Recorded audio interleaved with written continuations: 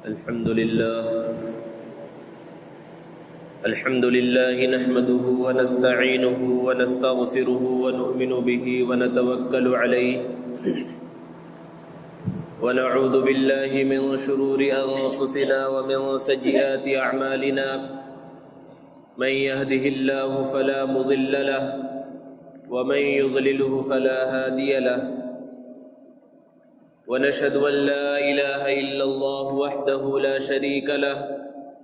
ونشهد أن سيدنا ومولانا محمدا عبده ورسوله صلى الله تعالى عليه وعلى آله وأصحابه وبارك وسلم تسليما كثيرا كثيرا. أما بعد فأعوذ بالله من الشيطان الرجيم. بسم الله الرحمن الرحيم. فإن آمنوا بمثل ما آمنتم به فقد اهتدوا. وقال الله تبارك وتعالى ويطعمون الطعام على حبه مسكينا ويتيما وأسيرا. صدق الله العظيم. معزز سامعین کرام، بزرگوں اور دوستوں، 18 ذی الحجہ کو حضرت عثمان غنی رضی اللہ تعالی عنہ کی شہادت ہوئی. اس مناسبت سے حضرت عثمان کی سیرت کا تذکرہ کیا گیا. پھر 1 محرم الحرام کو حضرت عمر رضی اللہ تعالی عنہ کی شہادت ہوئی. اس مناسبت سے حضرت عمر کی سیرت کا تذکرہ کیا گیا. اور پھر حضرت ابو بکر صدیق رضی اللہ تعالی عنہ کی سیرت کا بھی تذکرہ کیا گیا. خلیفہ چہارم داماد رسول حضرت علی رضی اللہ تعالی عنہ کی شہادت چونکہ رمضان کے مہینے میں ہوئی ہے، اور رمضان کے مہینے میں عام طور پر روزہ، زکوٰۃ، اعتکاف اور شب قدر کی طرف زیادہ توجہ ہوتی ہے، اس لیے حضرت علی رضی اللہ تعالی عنہ کی سیرت بیان نہیں ہو پاتی. اس لیے مناسب معلوم ہوتا ہے کہ سیدنا علی رضی اللہ تعالی عنہ کی مختصر سیرت کا تذکرہ کیا جائے اور آپ کے فضائل اور مناقب کو بیان کیا جائے. انبیاء کرام علیہم الصلاۃ والسلام کے بعد اس کائنات میں سب سے بڑا مقام اور مرتبہ صحابہ کرام رضوان اللہ تعالی علیہم اجمعین کا ہے. صحابہ کرام کے بارے میں اللہ رب العزت نے قرآن مجید کے اندر بیان فرمایا رضی اللہ عنہم ورضوا عنہ، کہ اللہ ان سے راضی ہو گیا اور یہ اللہ سے راضی ہو گئے. یہ سب سے بڑی خوشخبری تھی صحابہ کرام کے واسطے، اور یہ واحد جماعت ہے جن کو اللہ رب العزت نے دنیا میں ہی جنت کی بشارت دی، دنیا میں ہی ان کو اپنی رضامندی کی خوشخبری سنائی. اور ان صحابہ کرام کے بارے میں اللہ کے رسول صلی اللہ علیہ وسلم نے ارشاد فرمایا لا تسبوا اصحابی، میرے صحابہ کو برا بھلا مت کہو، کیونکہ اگر تم احد پہاڑ کے برابر سونا خرچ کر دو تو ان میں سے کسی ایک کے 1 درہم خرچ کرنے کے برابر،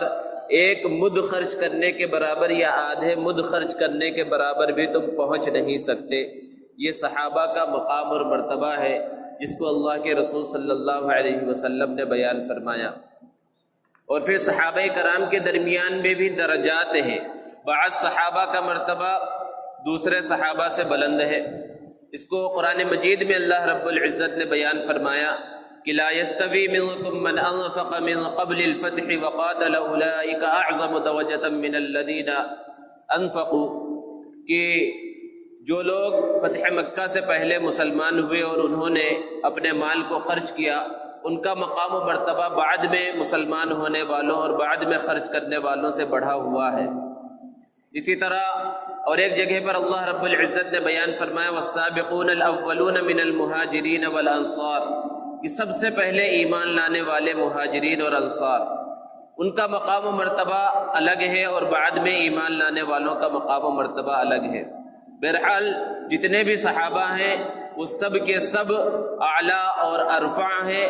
ہر ایک کا مقام و مرتبہ بہت ہی بلند ہے، ہر ایک کی عزت کرنا اور ہر ایک کا احترام کرنا، ہر ایک سے محبت رکھنا، یہ ایمان کا ایک لازمی جز ہے، لازمی حصہ ہے۔ اس کے بغیر ایک انسان کا ایمان کامل اور مکمل نہیں ہو سکتا۔ صحابہ کرام رضوان اللہ تعالی علیہم اجمعین کا مقام و مرتبہ قرآن مجید میں اللہ رب العزت نے بیان فرمایا، محمد الرسول اللہ والذین معہ اشداء علی الکفار رحماء بینہم، کہ محمد صلی اللہ علیہ وسلم اللہ کے رسول ہیں، اور وہ لوگ جو ان کے ساتھ ہیں وہ کافروں کے مقابلے میں بڑے سخت ہیں اور آپس میں بڑے رحم دل ہیں۔ آپ انہیں دیکھیں گے تو آپ انہیں رکوع کے اندر پائیں گے اور سجدے کے اندر پائیں گے، اور یہ وہ اعلیٰ جماعت ہے جس کا تذکرہ تورات کے اندر آیا ہے، اور اس اعلیٰ جماعت کا تذکرہ انجیل کے اندر بھی آیا ہے۔ تو یہ صحابہ کرام کی مقدس جماعت ہے۔ نبی کریم صلی اللہ علیہ وسلم نے ارشاد فرمایا، اصحابی کالنجوم بأیہم اقتدیتم اہتدیتم، کہ میرے صحابہ ستاروں کی مانند ہے، ان میں سے تم جن کی اقتداء کر لوگے کامیاب ہو جاؤ گے۔ اور پھر صحابہ کرام رضوان اللہ تعالی علیہم اجمعین میں سے ان صحابہ کا مقام و مرتبہ سب سے اعلیٰ اور ارفع ہے جو حضور اکرم صلی اللہ علیہ وسلم کے بعد جنہوں نے زمام اقتدار کو اور امارت اور قیادت اور سیادت کے منصب کو سنبھالا اور جنہوں نے خلافت کی ذمہ داری کو سنبھالا، ان کا مقام و مرتبہ سب سے اعلیٰ اور ارفع ہے۔ ان صحابہ کرام رضوان اللہ تعالی علیہم اجمعین کو اللہ رب العزت نے منتخب فرمایا۔ پیارے آقا صلی اللہ علیہ وسلم نے ارشاد فرمایا کہ سارے دنیا والوں میں سے اللہ تبارک و تعالیٰ نے میرے اصحاب کو منتخب کیا، اور پھر میرے اصحاب میں سے بھی ابو بکر، عمر، عثمان اور علی کو منتخب کیا، اور ویسے تو بہرحال میرے سارے صحابہ کے اندر خیر ہے۔ تو بہرحال خلفائے راشدین کا مقام و مرتبہ سب سے اعلیٰ اور ارفع ہے، اور خلفائے راشدین کی سیرت کے اندر ایک انسان کے لیے نصیحت ہے، عبرت ہے، اور خلفائے راشدین کی سیرت ایک بہت بڑا خزانہ ہے اس امت کے واسطے۔ اس کے اندر ان کے تجربات ہیں، اور خلفائے راشدین کی سیرت سے پتہ چلتا ہے کہ کس طرح اللہ تبارک و تعالی اپنی اطاعت اور فرما برداری کے ذریعے امت کو عروج سے نوازتے ہیں اور بلندیوں سے نوازتے ہیں۔ اور اسی سے تصویر کا دوسرا رخ بھی ہمیں معلوم ہوتا ہے کہ جب امت گمراہی کے اندر مبتلا ہو جاتی ہے اور امت کے اندر زوال آ جاتا ہے تو اللہ تبارک و تعالی پھر ذلیل بھی فرما دیتے ہیں اور ان کی عزتیں گھٹ جاتی ہیں۔ یہ بھی خلفائے راشدین کی سیرت سے ہمیں پتہ چلتا ہے۔ بہرحال خلفائے راشدین میں سے حضرت علی رضی اللہ تعالی عنہ کا تذکرہ کرنا مقصود ہے۔ حضرت علی رضی اللہ تعالی عنہ وہ جلیل القدر صحابی ہیں جن کے بارے میں پیارے آقا صلی اللہ علیہ وسلم نے خود بیان فرمایا۔ حضرت علی رضی اللہ تعالی عنہ ارشاد فرماتے ہیں کہ ایک مرتبہ مجھ سے سرکار دو عالم صلی اللہ علیہ وسلم نے ارشاد فرمایا کہ تم حضرت عیسیٰ علیہ السلام کے مشابہ ہو، کہ جس طرح حضرت عیسیٰ علیہ السلام کے بارے میں دو طرح کے لوگ پیدا ہو گئے، ایک ان سے بہت زیادہ محبت کرنے والے اور ایک ان سے بہت زیادہ نفرت کرنے والے۔ یہودیوں نے ان سے بہت زیادہ نفرت کی، بہت زیادہ دشمنی کی، اور دشمنی میں اتنا آگے بڑھ گئے کہ ان کی ماں کے اوپر تہمت لگائی اور بہتان باندھا۔ اور دوسرے عیسائی تھے کہ حضرت عیسیٰ علیہ السلام کا مقام و مرتبہ انہوں نے اتنا بڑھایا کہ خدا کے درجے تک پہنچا دیا، الوہیت کے مقام اور مرتبے تک پہنچا دیا۔ یہ روایت بیان کرنے کے بعد حضرت علی رضی اللہ تعالی عنہ نے بیان فرمایا کہ مجھ سے محبت کرنے والے اور میرے بارے میں بھی دو طرح کے لوگ پیدا ہو جائیں گے، ایک مجھ سے حد سے زیادہ محبت کرنے والا وہ بھی گمراہ ہوگا، اور ایک مجھ سے بہت زیادہ نفرت کرنے والا وہ بھی گمراہ ہوگا۔ اگر ہم تاریخ کو اٹھا کر دیکھیں، اللہ کے رسول صلی اللہ علیہ وسلم کا یہ فرمان ہمیں کتنا سچ نظر آتا ہے کہ حضرت علی رضی اللہ تعالی عنہ کے بارے میں اسی طرح کی دو قومیں پیدا ہوئی، ایک روافض جنہوں نے حضرت علی رضی اللہ تعالی عنہ کی محبت میں بہت زیادہ غلو کیا اور ان کو الوہیت کے مقام تک پہنچا دیا اور خدا کا درجہ دے دیا، انہیں مشکل کشا اور حاجت روا سمجھ لیا، اور ہر وہ کام جو اللہ رب العزت کا ہے اور جس کی نسبت اللہ رب العزت کی طرف کی جانی چاہیے اس کی نسبت حضرت علی رضی اللہ تعالی عنہ کی جانب کی جانے لگی، اور آج بھی ہم سنتے ہیں اور بہت سے مقامات پر مشاہدہ ہوتا ہے، قوالیوں میں ہو یا دوسرے پروگراموں میں ہو، حضرت علی رضی اللہ تعالی عنہ کا مقام و مرتبہ خدا کے درجے تک پہنچا دیا جاتا ہے۔ اسی کی جانب خود حضرت علی رضی اللہ تعالی عنہ نے ارشاد فرمایا تھا کہ یہ گمراہ لوگ ہیں۔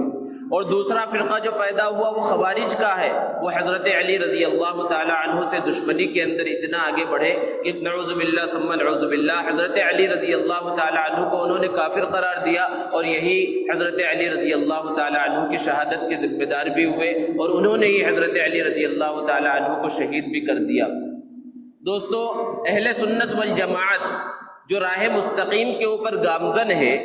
اس کی خصوصیت یہی ہے کہ یہ راہ اعتدال کے اوپر ہے، اور راہ اعتدال یہی درمیانی راستہ ہے کہ کسی کی محبت کے اندر غلو بھی نہ ہو، حد سے تجاوز نہ ہو جائے، اور کسی کی نفرت اور دشمنی کے اندر انتہا کو کوئی نہ پہنچے، درمیانی راستے کو اختیار کیا جائے۔ اور وہ درمیانی راستہ وہی اعتدال کا راستہ ہے، اور وہ کون سا راستہ ہوگا جس کی تعلیم سرکار دو عالم صلی اللہ علیہ وسلم نے دی ہے، اور اہل سنت والجماعت نے اسی کو اپنایا، اس لیے وہ کامیاب ہے کہ حضرت علی رضی اللہ تعالی عنہ کے وہ فضائل، وہ مناقب وہ تسلیم کرتے ہیں جو خود سرکار دو عالم صلی اللہ علیہ وسلم نے بیان فرمائے، اور جس کو مانے بغیر ایک مسلمان کامل مسلمان نہیں ہو سکتا، اور جس کے بارے میں خود حضرت علی رضی اللہ تعالی عنہ نے بیان فرمایا کہ میرے بارے میں پیارے آقا صلی اللہ علیہ وسلم نے کیا کیا ارشاد فرمایا ہے۔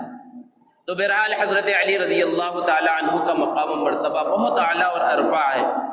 حضور اکرم صلی اللہ علیہ وسلم کی ولادت کے 30 سال کے بعد حضرت علی رضی اللہ تعالی عنہ کی ولادت ہوئی۔ نبوت سے 10 سال پہلے حضرت علی رضی اللہ تعالی عنہ اس دنیا کے اندر تشریف لائے۔ حضرت علی رضی اللہ تعالی عنہ کی جب ولادت ہوئی، حضرت ابو طالب کے گھر میں،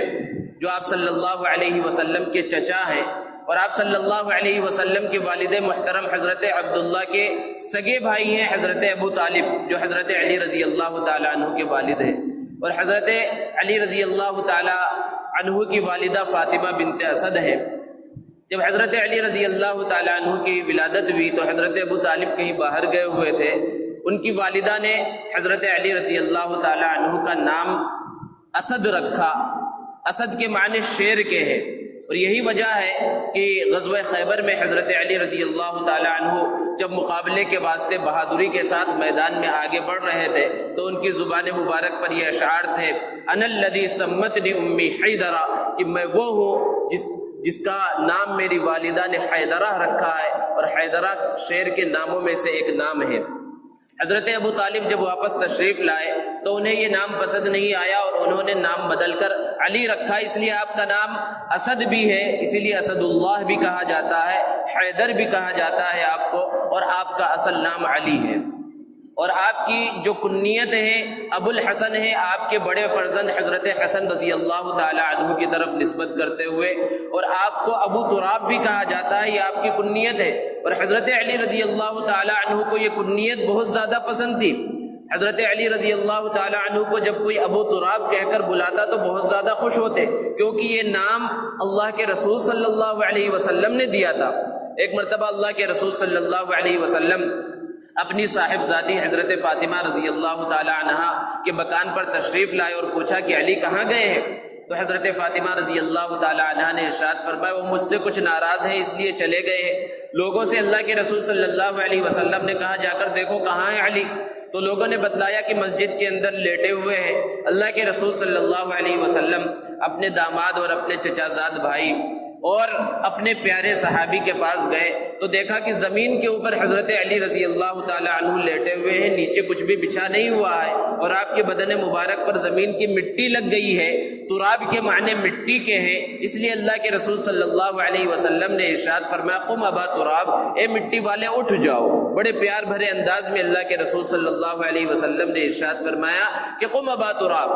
اے ابو تراب اٹھ جاؤ، مٹی والے اٹھ جاؤ۔ حضرت علی رضی اللہ تعالی عنہ کو یہ کنیت بہت زیادہ پسند آئی۔ کنیت اسے کہا جاتا ہے کہ کسی چیز کی طرف، اولاد کی طرف یا کسی بھی چیز کی طرف نسبت کر کے نام جو رکھا جاتا ہے وہ اصل نام نہیں ہوتا لیکن نسبت ہوتی ہے اور وہ بہت زیادہ پسندیدہ ہوتی ہے۔ جیسے کہ ہم اور آپ جس کی تقلید کرتے ہیں امام ابو حنیفہ رحمۃ اللہ علیہ، تو ابو حنیفہ ان کا اصلی نام نہیں ہے، ان کا نام تو نعمان ابن ثابت ہے، ابو حنیفہ ان کی کنیت ہے اور اسی سے وہ مشہور ہوئے۔ اور ہم صحابیوں میں صحابہ میں سے حضرت ابو ہریرہ رضی اللہ تعالی عنہ کا نام بارہا سنتے ہیں اور سب سے زیادہ روایتیں ان سے منقول ہیں۔ ابو ہریرہ ان کا نام نہیں ہے، یہ کنیت ہے، اللہ کے رسول صلی اللہ علیہ وسلم نے انہیں اس نام سے پکارا تھا اور اسی نام سے وہ مشہور ہو گئے، ان کا اصلی نام لوگوں کو پتہ بھی نہیں ہے۔ اسی طرح حضرت ابو بکر صدیق، ابو بکر بھی ان کا اصلی نام نہیں ہے، یہ ان کی کنیت ہے، اسی سے وہ زیادہ مشہور ہوئے۔ تو اسی طرح حضرت علی رضی اللہ تعالی عنہ کی کنیت ابو تراب ہے اور یہ ان کو بہت زیادہ پسند تھی۔ حضرت علی رضی اللہ تعالی عنہ اللہ کے رسول صلی اللہ علیہ وسلم کے پاس آ گئے۔ حضرت علی رضی اللہ تعالی عنہ کو اللہ کے رسول صلی اللہ علیہ وسلم نے اپنی کفالت میں لے لیا۔ جب آپ کے دادا جان حضرت عبد المطلب کا انتقال ہوا اور اس سے پہلے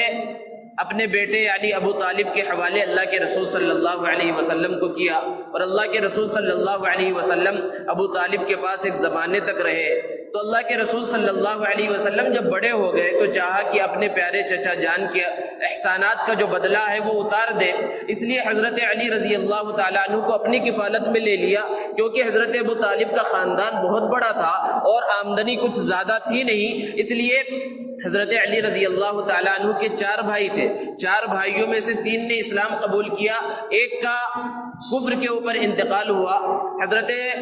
علی رضی اللہ تعالیٰ عنہ کو اللہ کے رسول صلی اللہ علیہ وسلم نے اپنی کفالت میں لیا اور اللہ کے رسول صلی اللہ علیہ وسلم کے دوسرے چچا حضرت عباس رضی اللہ تعالیٰ عنہ نے اور ایک بھائی کو کفالت میں لے لیا تھا۔ اس طرح اللہ کے رسول صلی اللہ علیہ وسلم نے ابو طالب پر بہت بڑا احسان کیا اور حضرت علی رضی اللہ تعالیٰ عنہ کی عمر جب 2 سال تھی اسی وقت سے اللہ کے رسول صلی اللہ علیہ وسلم کے ساتھ رہنے لگے۔ ذرا اندازہ کیجئے، تصور کیجئے، 2 سال کی عمر سے لے کر اللہ کے رسول صلی اللہ علیہ وسلم کے دنیا سے پردہ فرما جانے کے وقت تک سفر اور حضر میں اللہ کے رسول صلی اللہ علیہ وسلم کے ساتھ رہے، تو کتنا گہرا تعلق نہیں رہا ہوگا اللہ کے رسول صلی اللہ علیہ وسلم کا حضرت علی رضی اللہ تعالی عنہ کے ساتھ۔ اور پھر جب حضرت علی رضی اللہ تعالی عنہ کی عمر 10 سال ہوئی ہے، اللہ کے رسول صلی اللہ علیہ وسلم کو نبوت عطا کی گئی، اور جب نبوت عطا کی گئی اللہ کے رسول صلی اللہ علیہ وسلم کو پہلے حکم نہیں تھا کہ اس کا عام اعلان کیا جائے، سب سے پہلے حضرت خدیجہ رضی اللہ تعالی عنہا نے ایمان قبول کیا۔ حضرت علی رضی اللہ تعالی عنہ اللہ کے رسول صلی اللہ علیہ وسلم کے پاس آئے تو دیکھا اللہ کے رسول صلی اللہ علیہ وسلم اور آپ کی زوجہ محترمہ حضرت خدیجہ رضی اللہ تعالی عنہا نماز پڑھ رہے ہیں۔ حضرت علی نے تعجب سے پوچھا کہ آپ دونوں کیا کر رہے تھے؟ اللہ کے رسول صلی اللہ علیہ وسلم نے ارشاد فرمایا ہم نماز پڑھ رہے تھے،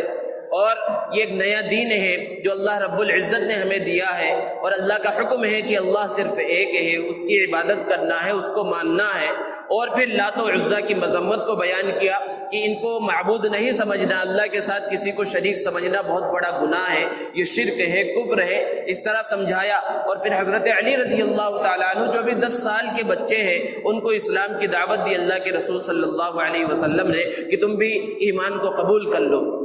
حضرت علی رضی اللہ تعالیٰ عنہ کے سامنے چونکہ ایک بالکل نئی بات آئی تھی، عرب کے معاشرے میں جہاں بت پرستی کا دورہ تھا اور کبھی ایسی بات کو انہوں نے سنا نہیں تھا، بہت تعجب ہوا، کہا میں اپنے والد ابو طالب سے پتہ کروں گا، پہلے مشورہ کروں گا پھر اس کے بعد آپ کو بتاؤں گا۔ اللہ کے رسول صلی اللہ علیہ وسلم ابھی نہیں چاہتے تھے کہ یہ خبر کسی اور کو معلوم ہو، اس لیے حضرت علی رضی اللہ تعالی عنہ سے کہا کہ اگر تم ایمان قبول نہیں کرنا چاہتے تو مت کرو، لیکن اس راز کو ظاہر مت کرو کسی کے سامنے۔ حضرت علی رضی اللہ تعالی عنہ چلے گئے۔ روایتوں کے اندر ہے کہ رات بھر وہ رکے رہے اور صبح میں آئے بغیر کسی کو بتائے،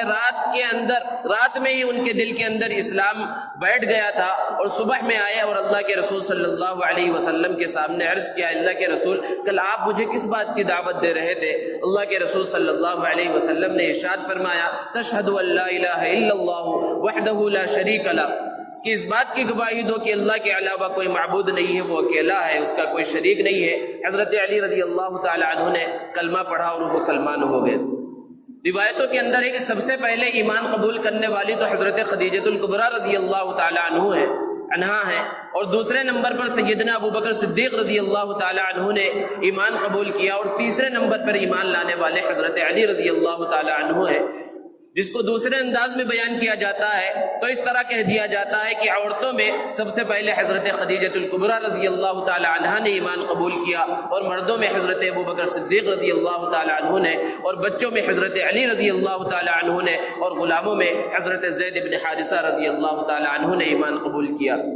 بہرحال السابقون الاولون میں حضرت علی رضی اللہ تعالی عنہ شامل ہے، سب سے پہلے ایمان قبول کرنے والوں کے اندر حضرت علی رضی اللہ تعالی عنہ شامل ہے، اور پھر حضرت علی رضی اللہ تعالی عنہ اللہ کے رسول صلی اللہ علیہ وسلم کے ساتھ رہے، سفر اور حضر کے ساتھی ہے، اللہ کے رسول صلی اللہ علیہ وسلم پر قرآن کی جو آیات نازل ہو رہی ہے حضرت علی رضی اللہ تعالی عنہ ساتھ ساتھ سیکھ رہے ہیں، اور پھر پوری مکی زندگی میں اللہ کے رسول صلی اللہ علیہ وسلم کے دکھ درد کے اندر ساتھ رہے، خوشی کا موقع ہو، غم کا موقع ہو، ہر حالت میں اللہ کے رسول صلی اللہ علیہ وسلم کے ساتھ رہے حضرت علی رضی اللہ تعالی عنہ۔ اور پھر جب ہجرت کا موقع آیا تو ہجرت کا جو سفر ہے بڑا عظیم سفر ہے، اس کے اندر دو صحابہ کی قربانیاں ہمیشہ یاد رکھی جائیں گی، ایک حضرت ابو بکر صدیق رضی اللہ تعالی عنہ اور دوسرے سیدنا علی مرتضیٰ رضی اللہ تعالی عنہ۔ حضرت ابو بکر صدیق رضی اللہ تعالی عنہ تو ہجرت کے سفر میں اللہ کے رسول صلی اللہ علیہ وسلم کے ساتھی بنے، اور ساتھ میں اللہ کے رسول صلی اللہ علیہ وسلم کے سفر کیا، لیکن کفار مکہ نے دار الندوہ کے اندر میٹنگ کی تھی کہ اللہ کے رسول صلی اللہ علیہ وسلم کا آخر کیا کیا جائے، ان کا دین تو روزانہ بڑھتا جا رہا ہے، لوگ اسلام قبول کرتے جا رہے ہیں۔ تو وہاں پر ابو جہل نے یہ مشورہ دیا تھا، اور دوسرے لوگوں نے بھی اس کی تائید کی تھی کہ بڑے بڑے 100 سردار جو بہادر ہوں وہ مل کر ایک ساتھ اللہ کے رسول صلی اللہ علیہ وسلم کو نعوذ باللہ قتل کر ڈالے، کیونکہ اگر ایک ساتھ اتنے لوگ قتل کریں گے تو بنو ہاشم ان سے بدلہ نہیں لے سکیں گے، ہم قصاص کی اور دیت کی کچھ رقم دے کر بچ جائیں گے، اور اس وجہ سے اس کام کو پورا کرنے کے واسطے اللہ کے رسول صلی اللہ علیہ وسلم کے گھر کا انہوں نے محاصرہ کر لیا، اور گھر کے اندر حضرت ابو بکر صدیق رضی اللہ تعالیٰ عنہ کو اللہ کے رسول صلی اللہ علیہ وسلم نے پہلے ہی اطلاع دے دی تھی کہ آج رات میں ہجرت کا سفر کرنا ہے۔ گھر میں حضرت علی رضی اللہ تعالیٰ عنہ کو اپنے بستر پر اللہ کے رسول صلی اللہ علیہ وسلم نے لٹایا، اور اللہ کے رسول صلی اللہ علیہ وسلم نے وہ مکہ والے جو آپ کے دشمن تھے ان کی امانتیں اللہ کے رسول صلی اللہ علیہ وسلم کے پاس موجود تھی، وہ امانتیں حضرت علی کے سپرد کی، اور کہا یہ امانتیں مکہ والوں کے سپرد کر کے پھر تم بھی آ کر ہمارے ساتھ مل جانا۔ ادھر گھر والوں نے گھر کے ارد گرد محاصرہ کیا گیا ہے، 100 جنگجو اور بہادر سردار وہاں پر موجود ہیں، اللہ کے رسول صلی اللہ علیہ وسلم کب باہر نکلے اور کب ان کا کام تمام کر دے اس نیت سے وہاں پر موجود ہیں۔ اللہ کے رسول صلی اللہ علیہ وسلم ان کی نظروں کے سامنے سے شاہت الوجوہ پڑھتے ہوئے ان کی آنکھوں میں دھول ڈال کر چلے گئے، وہ دیکھ نہیں پائے اور وہ انتظار ہی کرتے رہے، اور صبح میں اللہ کے رسول صلی اللہ علیہ وسلم کے بستر پر جب حضرت علی رضی اللہ تعالی عنہ کو دیکھا تو خود افسوس کرتے رہ گئے اور اپنے ہاتھ کو وہ ملتے رہ گئے، اور ادھر اللہ کے رسول صلی اللہ علیہ وسلم غار ثور تک پہنچ گئے، اور پھر حضرت علی رضی اللہ تعالی عنہ نے جتنے لوگوں کی امانتیں اللہ کے رسول صلی اللہ علیہ وسلم نے ان کے سپرد کی تھی ان کے حوالے کی، اور 3 دن تک مکہ المکرمہ میں رہے، اور پھر اللہ کے رسول صلی اللہ علیہ وسلم کے ساتھ جا کر قباء کے مقام پر مل گئے۔ یہ حضرت علی رضی اللہ تعالیٰ عنہ کا بہت بڑا کارنامہ تھا، اور بہت بڑی ہمت کی بات تھی کہ 100 لوگ اور وہ بھی بڑے بہادر گھر کو گھیرے ہوئے ہیں، لیکن اللہ کے رسول صلی اللہ علیہ وسلم کے حکم پر حضرت علی رضی اللہ تعالیٰ عنہ اس گھر کے اندر وہاں پر رات میں انہوں نے پناہ لی اور وہاں پر قیام کیا، اور پھر اس کے بعد جا کر اللہ کے رسول صلی اللہ علیہ وسلم کے ساتھ شامل ہوئے۔ پھر اس کے بعد حضرت علی رضی اللہ تعالیٰ عنہ جتنے غزوات ہوئے مدینہ المنورہ کے اندر سوائے غزوہ تبوک کے، ہر غزوے کے اندر حضرت علی رضی اللہ تعالی عنہ شریک رہے۔ غزوہ تبوک کے موقع پر اللہ کے رسول صلی اللہ علیہ وسلم نے حضرت علی رضی اللہ تعالی عنہ کو مدینہ المنورہ کا امیر بنایا، اور کہا کہ یہاں پر جو خواتین ہیں اور جو بوڑھے لوگ ہیں ان کی ذمہ داری آپ کی ہے۔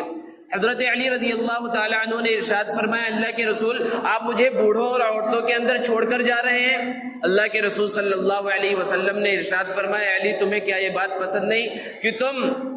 ہارون کے درجے میں ہو، جس طرح حضرت ہارون کو موسیٰ نے اپنا نائب بنایا تھا، اس طرح میں تمہیں اپنا نائب بنا کر مدینے میں چھوڑ کر جا رہا ہوں۔ بس فرق یہ ہے کہ حضرت موسیٰ بھی نبی تھے اور ہارون بھی نبی تھے، لیکن میرے بعد چونکہ کوئی نبی نہیں ہے، اس لیے تم نبی تو نہیں ہو لیکن ہارون کے درجے میں ہو۔ یہ مقام و مرتبہ حضرت علی رضی اللہ تعالی عنہ کا ہے۔ حضرت علی رضی اللہ تعالی عنہ ہر غزوے کے اندر شریک ہوئے اور بہادری کے جوہر دکھائے۔ غزوہ بدر کے اندر جو پہلا غزوہ ہے، پہلی جنگ ہے مسلمانوں اور کافروں کے درمیان، اور جب جنگ کا آغاز ہوا ہے ایک ایک آدمی دونوں طرف سے نکلتا اور مقابلہ ہوتا، اس کے اندر حضرت علی رضی اللہ تعالی عنہ نے بڑے بڑے کفار کا کام تمام کیا۔ اور پھر غزوہ احد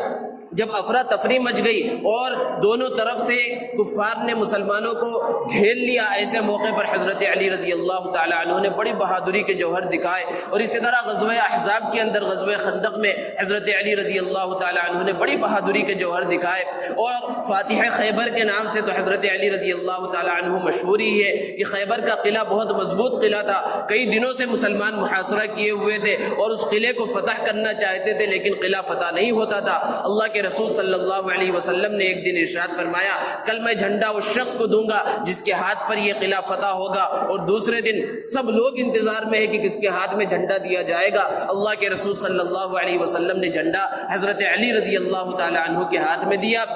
اور حضرت علی رضی اللہ تعالی عنہ نے خیبر کے اس قلعے کو فتح کیا۔ یہ حضرت علی رضی اللہ تعالی عنہ کی بہادری تھی کہ بڑے بڑے پہلوان مقابلے کے اندر آ جاتے تھے تو حضرت علی رضی اللہ تعالی عنہ کبھی بھی پیچھے نہیں ہٹے، اور کوئی پہلوان ایسا نہیں تھا جو حضرت علی رضی اللہ تعالی عنہ کے مقابلے میں کبھی بھی فاتح رہا ہو۔ لیکن جتنی بھی آپ کی لڑائیاں ہوئی، کشتیاں ہوئی، مقابلے ہوئے، صرف اور صرف اللہ کی رضا کے واسطے ہوئے۔ جب کبھی اپنے نفس کا موقع آیا، حضرت علی رضی اللہ تعالی عنہ نے عین موقع پر مقابلے کو چھوڑ دیا۔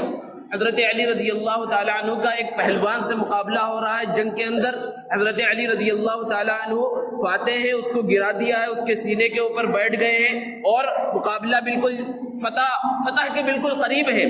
ایسے موقع پر اس نے حضرت علی رضی اللہ تعالی عنہ کے منہ پر تھوک دیا۔ ایسے موقع پر انسان کو اور زیادہ غصہ آ جاتا ہے اور زیادہ تیزی سے حملہ کرتا ہے، لیکن جیسے ہی اس نے تھوکا، حضرت علی رضی اللہ تعالی عنہ اس کو چھوڑ کر اٹھ گئے اور چھوڑ دیا اسے۔ لوگوں نے پوچھا کہ آپ نے کیا کیا؟ اب تو آپ کو اور زیادہ تیز حملہ کرنا چاہیے تھا اور اسے مارنا چاہیے تھا۔ حضرت علی رضی اللہ تعالی عنہ نے جواب دیا کہ اس سے اس کے تھوکنے سے پہلے تک جو میں لڑ رہا تھا اللہ کی رضا کے واسطے لڑ رہا تھا، اب اگر اور مزید میں جنگ کو جاری رکھتا تو یہ اپنے نفس کے لیے تھا، کیونکہ اس نے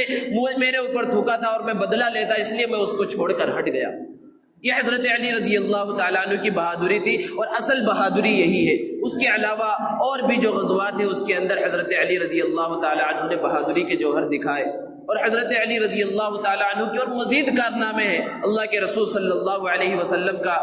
جب اس دنیا سے پردہ فرمانا ہوا، اللہ کے رسول صلی اللہ علیہ وسلم پردہ فرما گئے، تو آپ کو غسل دینے والوں میں حضرت علی رضی اللہ تعالی عنہ شامل ہے۔ اور پھر جب اس کے بعد حضرت ابو بکر صدیق رضی اللہ تعالی عنہ خلیفہ بنے، پھر اس کے بعد حضرت عمر رضی اللہ تعالی عنہ کا دور خلافت آیا، پھر اس کے بعد حضرت عثمان رضی اللہ تعالی عنہ کا دور خلافت آیا۔ تینوں خلفاء کے زمانے میں حضرت علی رضی اللہ تعالی عنہ سب سے اہم مشیر کی حیثیت سے شامل رہے۔ حکومت کے اور خلافت کے جتنے اہم فیصلے ہوتے تھے، حضرت علی رضی اللہ تعالی عنہ کے رائے اور مشورے کے بغیر کوئی فیصلہ نہیں لیا جاتا تھا۔ حضرت علی رضی اللہ تعالی عنہ اصابت رائے یعنی درست رائے دینے میں بہت مشہور تھے، اللہ کے رسول صلی اللہ علیہ وسلم کے زمانے سے ہی۔ اور حضرت علی رضی اللہ تعالی عنہ علم کے اندر اور فقہ کے اندر کیا مقام و کیا مرتبہ ہے، سارے صحابہ ان کی تعریف کرتے ہیں۔ خود اللہ کے رسول صلی اللہ علیہ وسلم کے دور مبارک میں بعض مسائل اور معاملات ایسے مشکل پیش آئے، حضرت علی رضی اللہ تعالی عنہ نے ان مسائل کا جواب دیا، ان مسائل کا حل پیش کیا۔ بعد میں جب اللہ کے رسول صلی اللہ علیہ وسلم کے پاس وہ مسئلہ پیش کیا گیا کہ یہ مسئلہ پیش آیا اور حضرت علی رضی اللہ تعالی عنہ نے اس کا یہ جواب دیا ہے، اللہ کے رسول صلی اللہ علیہ وسلم نے ارشاد فرمایا علی نے جو جواب دیا وہی جواب میرا ہے۔ اور ایک موقع پر ایسے ہی کسی مشکل مسئلے کے اندر جب حضرت علی رضی اللہ تعالی عنہ نے جواب دیا، اللہ کے رسول صلی اللہ علیہ وسلم کو جب پتہ چلا تو اللہ کے رسول صلی اللہ علیہ وسلم نے اللہ کی تعریف بیان کی اور ارشاد فرمایا کہ ساری تعریفیں اس اللہ کے لیے جس نے اہل بیت کے اندر ایسا علم و حکمت عطا فرمایا ہے۔ یہ خصوصیات ہے حضرت علی رضی اللہ تعالی عنہ کی۔ عرب کا جو معاشرہ تھا اللہ کے رسول صلی اللہ علیہ وسلم سے پہلے وہ جاہلیت کا معاشرہ تھا، علم و حکمت سے وہ کوسوں دور تھے، وہ تعلیم حاصل نہیں کرتے تھے، لیکن اللہ کے رسول صلی اللہ علیہ وسلم کی کفالت میں آنے کے بعد حضرت علی رضی اللہ تعالی عنہ کو اللہ کے رسول صلی اللہ علیہ وسلم نے خوب تعلیم دلائی، وہ بہت اچھے سے پڑھنا لکھنا جانتے تھے، اللہ کے رسول صلی اللہ علیہ وسلم کے خطوط لکھا کرتے تھے، اسی لیے وہ کاتبین وحی کے اندر بھی ہے۔ اللہ کے رسول صلی اللہ علیہ وسلم پر جو آیات مبارکہ نازل ہوتی تھی حضرت علی رضی اللہ تعالی عنہ بھی ان کو لکھنے والوں میں ہے، اور بعض روایتوں کے اندر ہے کہ حضرت علی رضی اللہ تعالی عنہ نے بعض احادیث کو بھی حضور اکرم صلی اللہ علیہ وسلم کے مبارک زمانے کے اندر ہی لکھ کر محفوظ کر لیا تھا۔ اسی طرح پھر جب حضرت علی رضی اللہ تعالی عنہ کی خلافت کا دور آیا تو آپ کی جو خلافت کا دور ہے 5.5 سال کا طویل عرصہ ہے، اس زمانے میں آپس میں خانہ جنگیاں بہت ہوئی، اور آپس میں صحابہ کرام کے درمیان ایک اختلاف ہوا، اور صحابہ کرام کے درمیان آپس میں جو اختلاف ہوتا ہے علماء کرام نے اتنی احتیاط کی ہے، مفسرین نے محدثین نے، کہ صحابہ کے اختلاف کو اختلاف بھی نہ کہا جائے، کہ اختلاف کے لفظ سے ذہن ایک الگ جگہ پر چلا جاتا ہے، اس لیے صحابہ کے درمیان جو اختلاف ہوا اسے مشاجرات صحابہ کہا جاتا ہے، ایک اچھا لفظ استعمال کیا جاتا ہے، اور اس میں اہل سنت والجماعت کی رائے یہ ہے، علماء کی متفقہ رائے یہ ہے کہ مشاجرات صحابہ کے بارے میں مسلمانوں کو خاموشی اختیار کرنی چاہیے، اس کے اندر اپنی رائے زنی نہیں کرنی چاہیے، اسی کے اندر احتیاط ہے۔ بہرحال حضرت علی رضی اللہ تعالی عنہ کی خلافت کا جو زمانہ ہے وہ اگرچہ خانہ جنگیوں کا ہے، اور بہت سی جنگیں آپس میں مسلمانوں کے درمیان ہوئی جس میں ہزاروں مسلمان شہید بھی ہوئے، اس کے علاوہ بھی اتنا سب کچھ ہونے کے باوجود بھی بہت سارے ایسے کام ہیں جو حضرت علی رضی اللہ تعالی عنہ نے انجام دیے، ان کے بہت سارے خطوط ہیں جو اپنے حاکموں اور گورنروں کے نام لکھے ہیں، اور جس کے اندر خلافت کی رموز اور باریکیاں انہوں نے سمجھائی ہیں، اور پھر حضرت علی رضی اللہ تعالی عنہ کی جو شہادت ہوئی ہے وہ شہادت بھی بڑے عجیب و غریب انداز میں ہوئی کہ خوارج میں سے 3 شخصوں نے آپس میں مشورہ کیا کہ ایک ہی رات میں 3 بڑے بڑے صحابہ،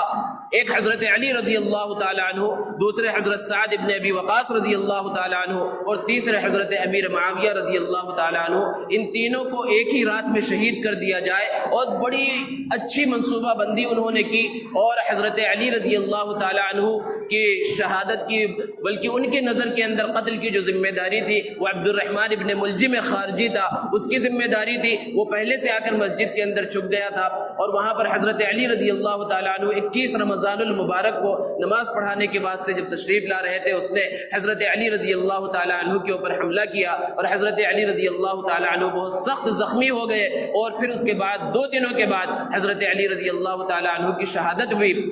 باقی جو 2 لوگ تھے جن کی ذمہ داری حضرت امیر معاویہ رضی اللہ تعالی عنہ اور حضرت سعد ابن ابی وقاص رضی اللہ تعالی عنہ کے شہید کرنے کی، وہ اپنے منصوبوں کے اندر ناکام رہے۔ حضرت امیر معاویہ رضی اللہ تعالی عنہ کی جگہ حضرت امیر معاویہ رضی اللہ تعالی عنہ پر جب حملہ کیا گیا تو وہ زخمی ہوئے، اور حضرت سعد ابن ابی وقاص رضی اللہ تعالی عنہ نے اس دن اپنی جگہ پر نماز پڑھانے کے واسطے کسی دوسرے کو بھیجا، تو اس قاتل نے حضرت سعد ابن ابی وقاص ہی سمجھ کر دوسرے کے اوپر حملہ کیا، اور وہ شہید ہو گئے، اور یہ بہت بڑا فتنہ تھا۔ خود حضرت علی رضی اللہ تعالی عنہ نے اپنے زمانے میں ان خارجیوں کا بہت حد تک خاتمہ کر دیا تھا، لیکن جو کچھ بچ گئے تھے انہوں نے یہ حضرت علی رضی اللہ تعالی عنہ کے اوپر حملہ کیا، اور پھر اس کے بعد حضرت حسن رضی اللہ تعالی عنہ کا دور خلافت ہے، پھر اس کے بعد خود انہوں نے حضرت امیر معاویہ رضی اللہ تعالی عنہ کے ہاتھ پر بیعت کی۔ جب حضرت علی رضی اللہ تعالی عنہ کی شہادت کی خبر حضرت امیر معاویہ رضی اللہ تعالی عنہ کے پاس پہنچی تو وہ رونے لگے۔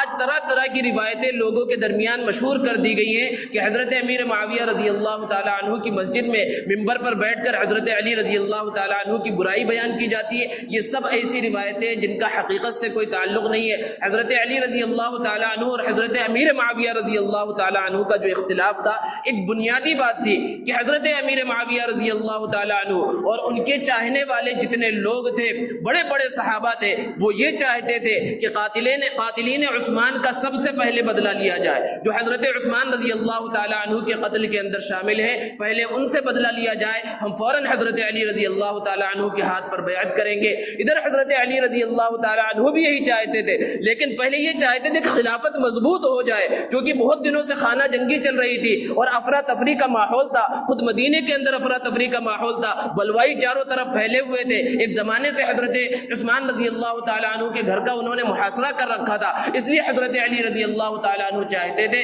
کہ پہلے خلافت مضبوط ہو جائے،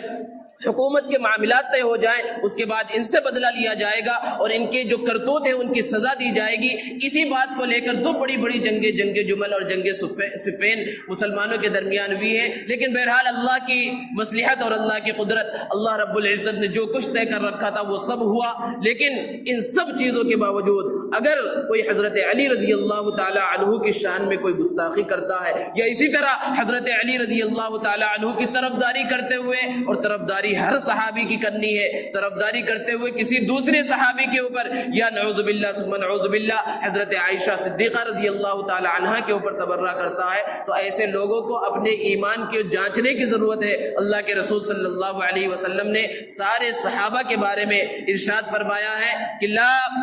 اللہ فی اصحابی لا تتخذوهم غرضا من بعدی، کہ اللہ سے میرے صحابہ کے بارے میں ڈرتے رہنا، یہ صحابہ کا مقام و مرتبہ ہے۔ اللہ تبارک و تعالی ہمیں خلفائے راشدین کے نقش قدم پر چلنے کی توفیق عطا فرمائے۔ وآخر دعوانا الحمد للہ رب العالمین۔